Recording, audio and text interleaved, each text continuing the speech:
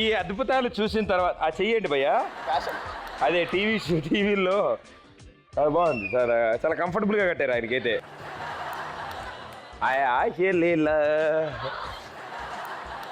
ఇదే bumper offer మీరు వాళ్ళు కట్టడానికి ఇస్తే మీరేం చేస్తారు అనేది నేను చూద్దాం అనుకుంటున్నాను. ఇప్పుడు ఇక్కడిది అక్కడికి షిఫ్ట్ అవ్వాల్సిందిగా కోరుతున్నాను. అబ్బా ఆనందం చూడు. Ready 3, 2, 1 go. నిలువవే బాలకములదాన్న వయారి హంస నడకదాన్న నినడగల హోయలున్నది జాన నువ్వు కులుకుతూ గలగల నడుస్తూ ఉంటే నిలువదే నా మనసు ఒలలనా అది నీకేం తెలుసు. నిలువవే బాలకములదాన్న వయారి హంస నడకదాన్న నినడగల హోయలున్నది జాన.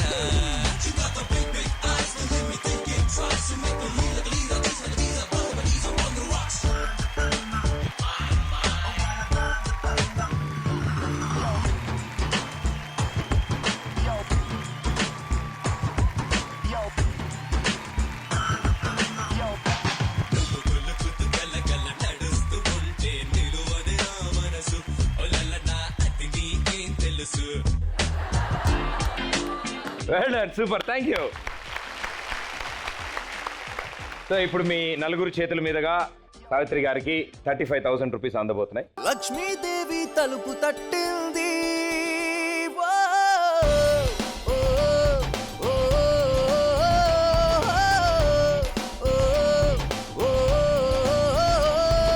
లక్ష్మీదేవి తలుపు తడితే అంతా శుభమే.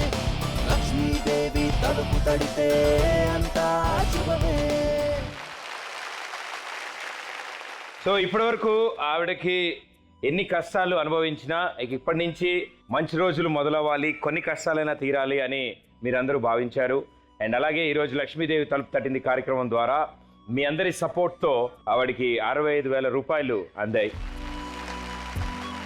సో ఈ 65,000 రూపాయలతో ఒక చిన్న శారీ షాపు అతి త్వరలోనే ఆవిడ సొంతం కాబోతోంది. సో మీకు సొంతంగా ఇప్పుడు ఆ శారీ షాప్ ఉందమ్మా. ఇప్పుడు ఆ శారీ షాప్ మీదే. అండ్ దాంతో పాటు మా తరఫు నుంచి ఓ చిన్న కానుక మీకు. నేను చెప్పే లోపలనే చక్కగా మీకు నచ్చినట్టుగా ఆడేసుకుంటూ చక్కగా మొత్తం ఆ స్టాండ్కున్న పొడగలన్నీ ఓటేశారు. నేను 15 పేలిస్తే చాలన్నాను. సో ఎట్టి పరిస్థితుల్లో మీరు టాస్క్ ఫినిష్ చేశారు. సో 2 టీములు thank you so much. So మీ 10 మంది చేతుల మీదుగా ఇప్పుడు ఆ ఫ్యామిలీకి 20,000 రూపాయల చెక్ అందబోతోంది. లక్ష్మీదేవి తలుపు తట్టింది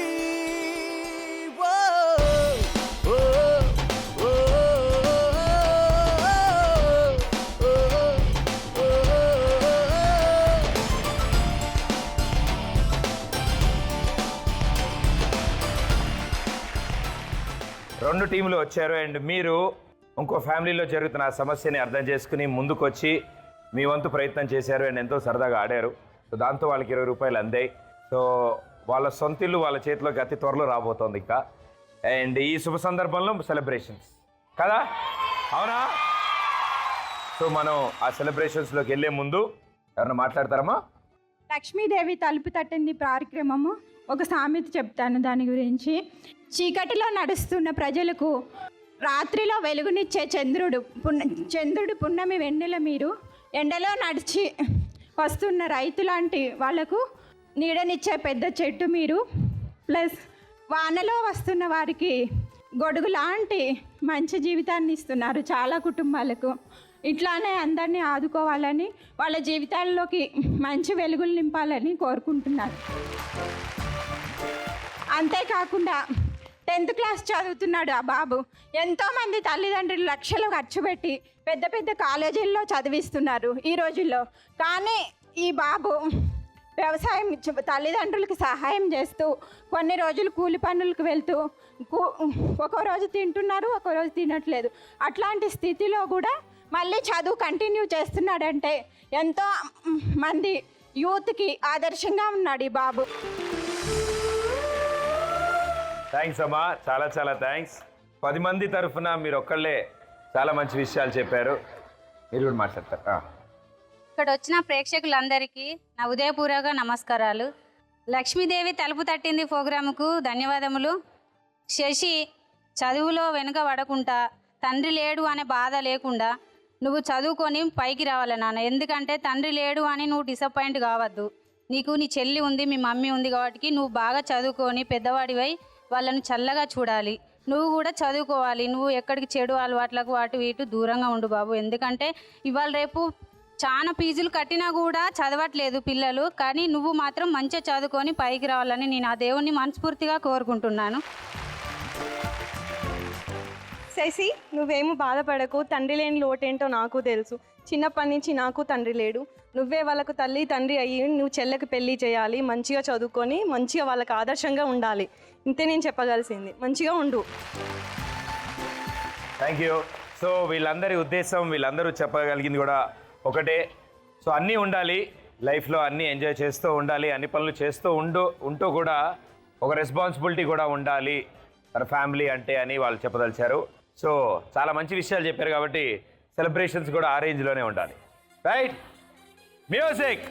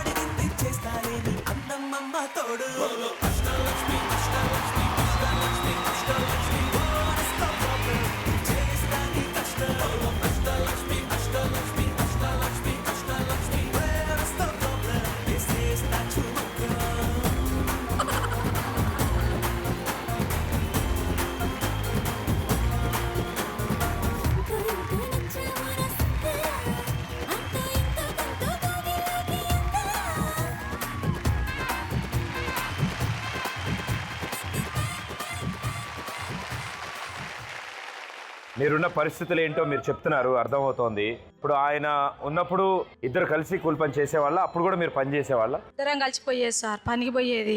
దాంతో ఆయన పైకెక్కి దాన్ని బాగు చేసే క్రమంలో దురదృష్టవశాత్తు కాలు జారి కింద పడిపోవడం వల్ల ఆయన వెన్నుపూసగా దెబ్బ తగిలి 4 సంవత్సరాలుగా మంచం మీదే ఉన్నారు. భర్తని అలాంటి పరిస్థితుల్లో చూసిన ఆ భార్య కూతురుతో సహా ఇల్లు వదిలేసి వెళ్ళిపోవడం. నాన్న పడ్డ 15 రోజులకు వెళ్ళిపోయారు సార్. మళ్ళీ ఇక కనవలేదు సార్. పడంగానే ఎందుకు సావలేను, ఇంత బాధ నాకు, ఎవరు చేయాలి నాకు ఈ కష్టము అనుకున్నా. చనిపోదామని ట్యాబ్లెట్ మింగితే కూడా నాయన నువ్వు లేకపోతే నా దిక్కువలు, నేను ఇట ఆగం కావాలని ధైర్యం చెప్పింది సార్. ఇప్పుడు వాడే నాకు దేవుడు. చిన్నపిల్లని చేపించినట్టు తాను చేపిస్తాడు సార్. నాకు బాధ అనిపిస్తుంది సార్. ఈయనకి ఈ చిన్న వయసులో ఇంత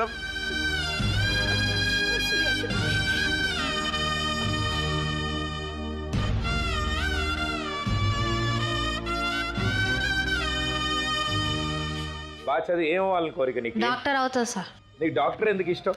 అందరికీ మంచిగా చూడడం సార్. మా లెక్క ఎవ్వరు ఉండొద్దని వాళ్ళకు కూడా మంచిగా చూడాలని తెలుసు సార్.